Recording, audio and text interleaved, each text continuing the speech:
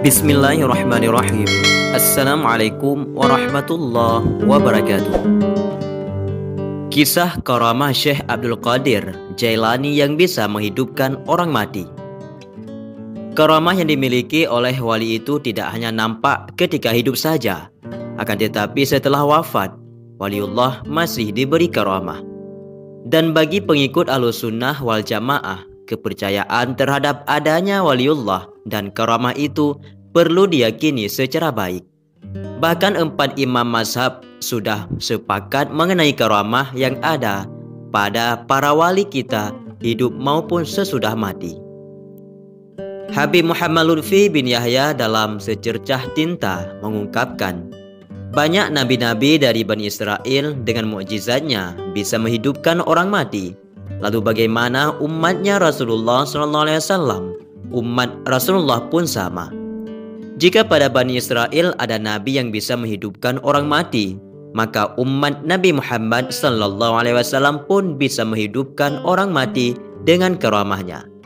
Hal tersebut seperti Syekh Abdul Qadir Al-Jailani sebagaimana disebutkan dalam manaqibnya. Demikian juga Imam Yahya bin Hasan yang juga keturunan Syekh Abdul Qadir Jailani akhirnya disebut bin Yahya. Karamah-karamahnya juga bisa menghidupkan orang mati. Melalui riwayat Habib Lutfi dikisahkan, suatu ketika berjalan dengan rombongan dari Tarim, Hadramaut yaitu Yaman.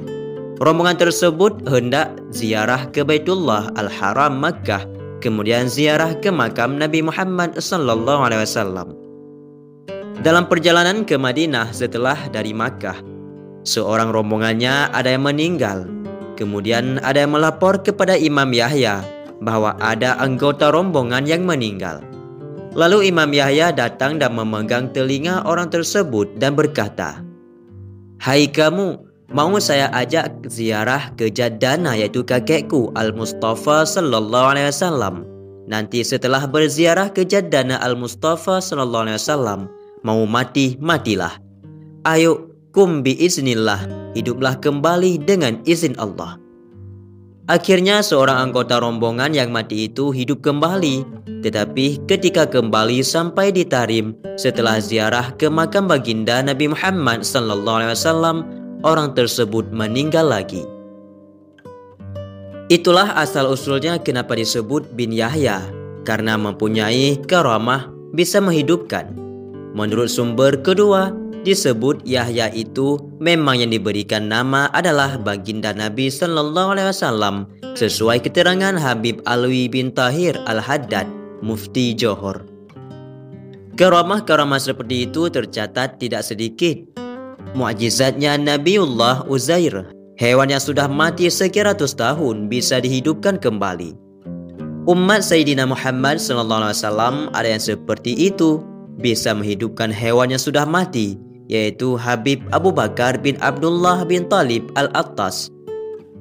Kambing kesenangannya mati, akhirnya dihidupkan kembali oleh Habib Abu Bakar.